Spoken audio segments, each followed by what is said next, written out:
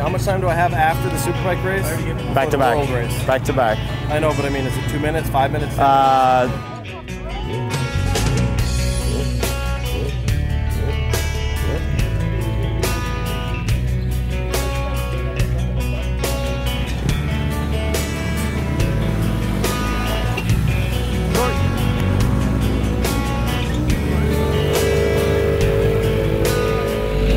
Able to make a gap on the guys behind me because I was riding the front a little hard in the beginning. I was just kind of overriding it a bit and tore it up quite a bit. So with about 3 to go, the front was moving around, and it was just my own fault. But luckily, I had a big enough gap where I could just put it on cruise control after that. So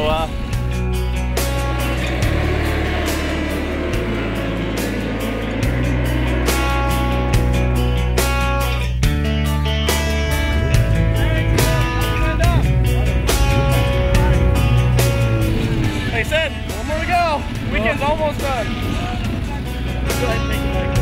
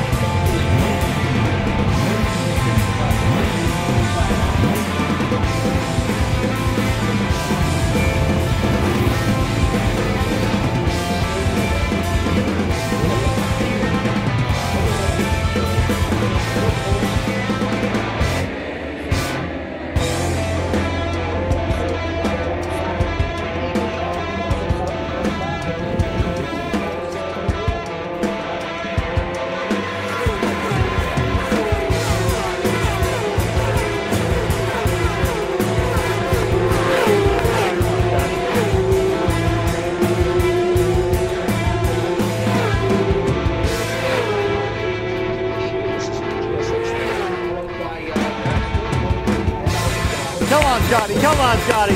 Come on. Come on. Yeah.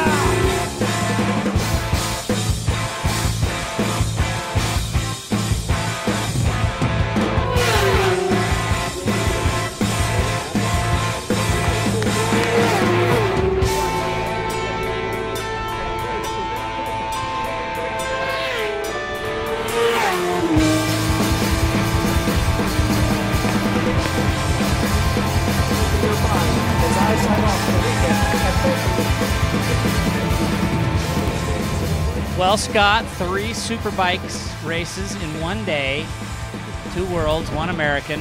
How do you sum up this experience?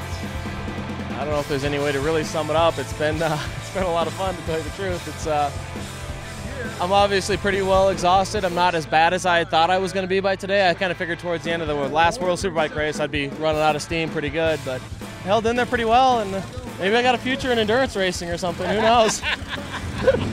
Yeah, it was definitely good. It's learned a lot just from getting the opportunity to ride with these guys.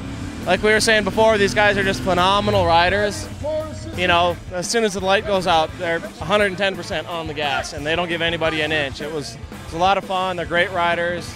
It's nice riding with this caliber of rider because they're very predictable in what they do. You can get in real tight. We came out here 3 wide one time, and not one of us moved. You know, it's nice to ride with riders that are that confident in themselves and confident in the other people that, you know, you can get right in there and just keep it on the gas. Yeah, you're one of the few people on the planet to bang elbows with Troy Bayliss coming out of a corner on the gas, wide open. Yeah, that was interesting. I didn't even realize it was him, to tell you the truth.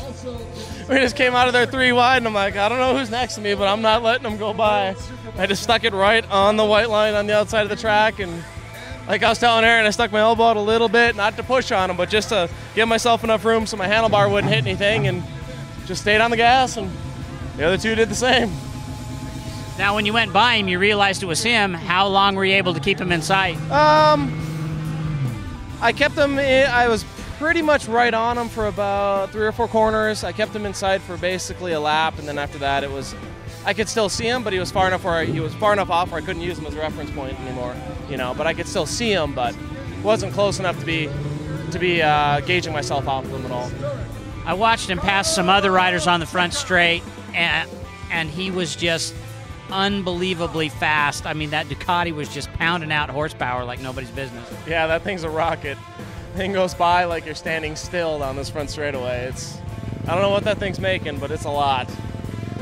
Throwing those giant coffee cans up and down inside that motor. Oh yeah, that thing, you come out of some of the slower speed corners and stuff where you get in pretty close behind it and you can feel the exhaust pounding you in the chest.